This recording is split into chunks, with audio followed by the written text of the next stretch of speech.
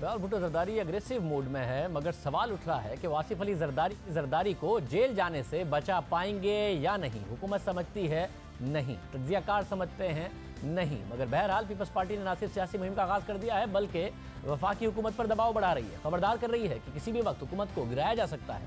Peoples party के chairman Bilawal Bhutto ने आज ट्रेन मार्च का आगाज किया, मगर कह रहे हैं कि ये मार्च नहीं है। भुट्टो कारवान के नाम से ये ट्रेन मार्च कराची के कैंट स्टेशन से शुरू हुआ, खत्म लाड़काना में होगा और पीपल्स पार्टी के रहनुमा बिलावल भुट्टो के साथ हैं, सीनियर रहनुमा साथ हैं। वो कारकुनों से खिताब कर रहे हैं। हैदराबाद में कारकुनों से खिताब करते हुए बिलावल भुट्टो ने कहा कि नैब गर्दी के जरिए हमें डराने की कोशिश की जा रही है, हम इस कठपुतली हुकूमत से नहीं डरते। ये क्या समझते हैं, क्या ये नैब गर्दी के थ्रू हमारा ज़बान बंदी कर लेंगे? ये क्या समझते हैं कि शहीद जुल्फ़िकार अली भुट्टो का नवासा झुक जाएगा? ये क्या समझते हैं कि शहीद मोहतरमा बेनज़ीर भुट्टो का बेटा डर जाएगा? ये क्या समझते हैं कि शहीद मोहतरमा बेनज़ीर भुट्टो के कारकुन भाग जाएंगे?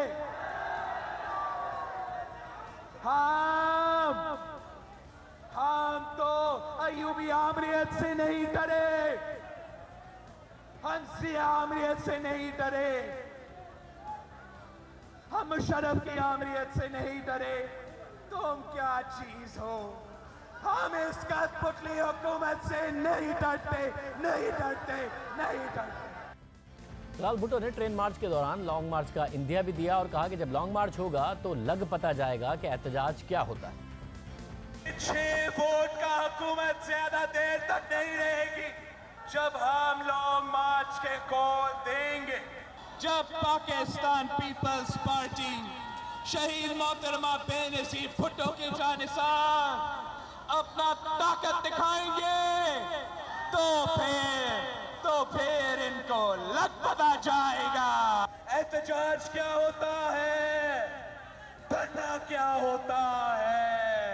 जब मेरे जियाले का नारा से पाकिस्तान गूंज उठेगा तो फिर मुक्किया तेरा शो न्याजी को, न्याजी को, मुक्किया तेरा शो न्याजी को।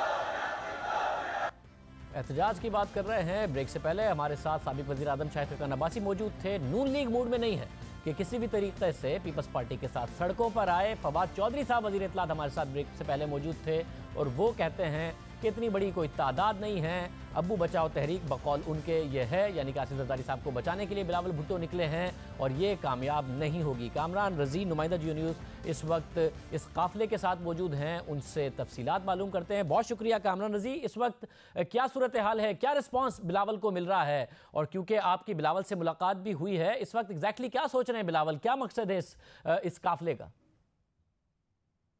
जी, हम बिलावल भुट्टो जरदारी के साथ जो वो ट्रेन में सफ़र कर रहे हैं जिसे कारवाने भुट्टो का नाम दिया गया है, उसमें शरीक है और तकरीबन अब इसको कराची से रवाना हुए तकरीबन 11 घंटे गुजर चुके हैं और ये इस वक्त यहाँ टंडो आदम से निकलकर अब ये नवाबशाह की जानिब रवां दवा है। बिलावल भुट्टो की जो ट्रेन है, खासा जोशो खरोश हम लोगों में देख रहे हैं। जिस स्टेशन पर भी रुके हैं वहाँ लोगों का जम्मे गफीर था, हज़ारों की तादाद में लोग बिलावल भुट्टो के इस्तकबाल के लिए पहुँचे थे। पहले कराची से निकलने के बाद लांडी, फिर ज़िला ठट्टा के इलाके जंगशाही, फिर ज़िला जामशोरों के कोटरी स्टेशन, फिर हैदराबाद और उसके बाद ओडेरो लाल स्टेशन जो ज़िला मटियारी में है वो, और फिर सांगड़ का टंडो आदम के स्टेशन पे ये ट्रेन रुकी और बिलावल भुट्टो ने तवील खिताब किए। हर स्टेशन पर जहां ट्रेन रुकी थी वहां हज़ारों की तादाद में लोग बिलावल भुट्टो की एक नज़र देखने के लिए पहुंचे थे।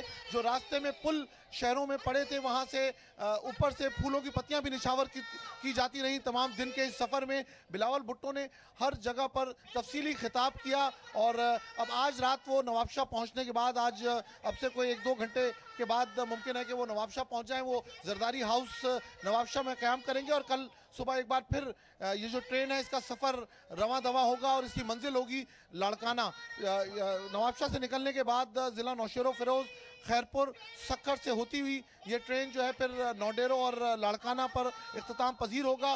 बिलावल भुट्टो जरदारी बार बार यही कहते रहे हैं कि ये ट्रेन मार्च नहीं है, ये कोई एहतजाजी मार्च नहीं है, बल्कि जहाज़ बंद होने की वजह से वो ट्रेन का सफ़र कर रहे हैं। उन्होंने कहा कि अगर पीपल्स पार्टी ने किसी मार्च की, ट्रेन मार्च की या लॉन्ग मार्च की कभी भी कॉल दी तो फिर हुक्मरानों को लग पता जाएगा।